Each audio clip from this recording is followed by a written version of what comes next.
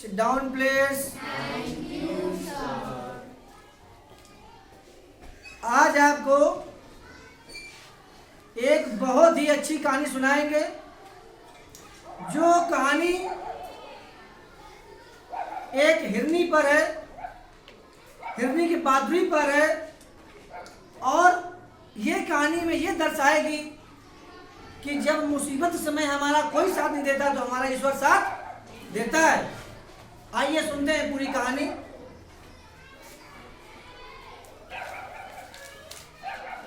किसी जंगल में एक हिरनी रहती थी।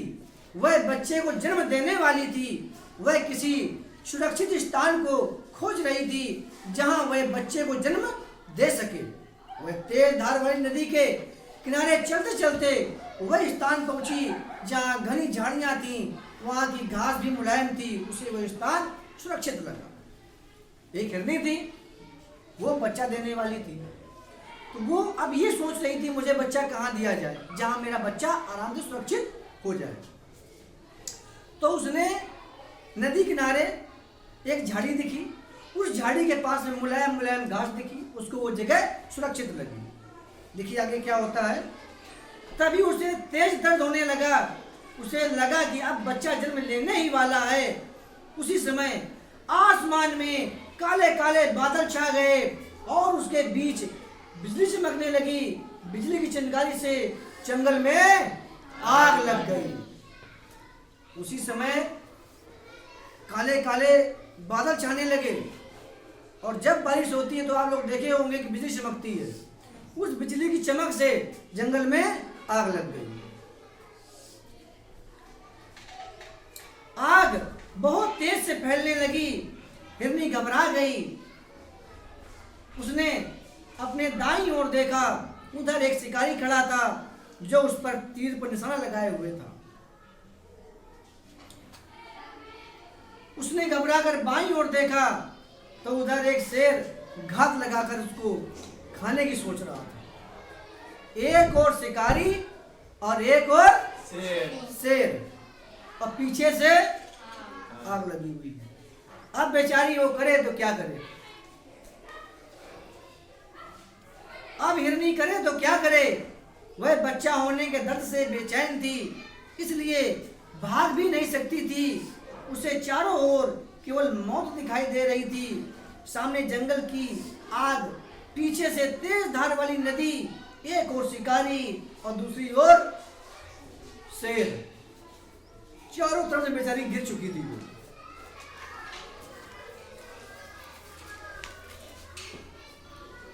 तब हिरनी ने सबकी चिंता छोड़ दिया। अपना ध्यान अपने बच्चा पैदा करने के ऊपर केंद्रित कर दिया, जो उसकी पहली प्राथमिकता थी।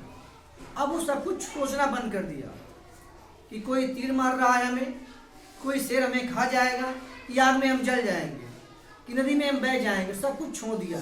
केवल उसका प्रथम प्राथमिकता थी बच्चा पैदा करने पर। तो उसी पे वो एकदम केंद्रित हो गई। कौन? हिरनी। कड़कड़ाती तभी एक चमत्कार हुआ। कड़कड़ाती बिजली की चमक से शिकारी की आंखों के सामने अंधेरा छा गया। जब बिजली बहुत तेज चमकी ना, तो आप लोग देखे होंगे कि जो लोग बिल्डिंग करते हैं किसी लोहे में, उसकी चमक देखते हैं। अगर आंख में पड़ जाए तो आंख हम लोग खराब हो सकती है, कुछ देर हमें कुछ दिखाई नहीं देगा। ऐसे उसकी चमक से शिकारी की आंख में मतलब ऐसा हो गया कि उसको दिखाई देना ही बंद हो गया। ठीक है ना? और जो तीर उसके हाथ में था वो छूट करके किसके लगा? शेर के। किसके लगा जाके? शेर के। देखिए फिर क्या होता है। अचानक गड़गड़ाहट में उसके हाथ से तीर छूट गया, जो सीधा जाकर भूखे शेर को लगा। तीर लगते ही शेर ढेर हो गया, यानी मर गया। बादलों से तेज वर्षा होने लगी। उससे जंगल की आग भी बुझ गई। कहते हैं जाको राखे साइया मार सके ना कोई। यदि भगवान चाह लिए कि इसका कुछ नहीं हो सकता है तो लाख दुश्मन पीछे पड़ जाए, उसका कुछ भी हो नहीं सकता।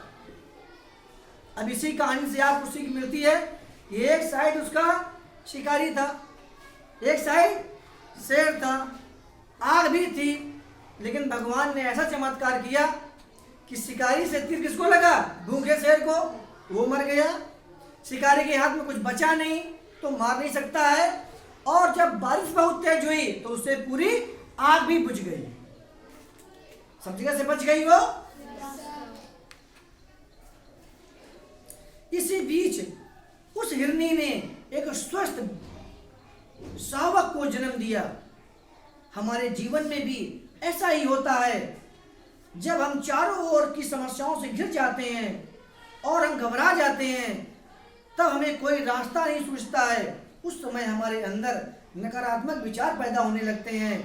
तब हमें घबराना नहीं चाहिए, आशावान रहकर अपनी प्राथमिकता की ओर देखना चाहिए। जिस प्रकार हिरनी ने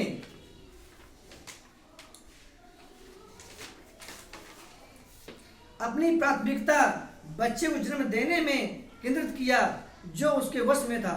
मौत या जिंदगी तो उसके वश में थी ही नहीं। मझधार में फंसने पर हमें ईश्वर को याद करना चाहिए, क्योंकि वही हमारा सच्चा साथी और रखवाला है। जब चारों ओर से मनुष्य की समस्या गिरती है ना, तो घबरा जाता है, उसके अंदर नकारात्मक सोच आ जाती है, बुरे बुरे ख्वाब सोचने लगता है। लेकिन उस समय हमको धैर्य रख करके भगवान को याद करना चाहिए और जो आपका मेन काम है वो करना चाहिए, जिस तरह से आपकी हिरनी ने किया। कहानी कैसी लगी? Very good.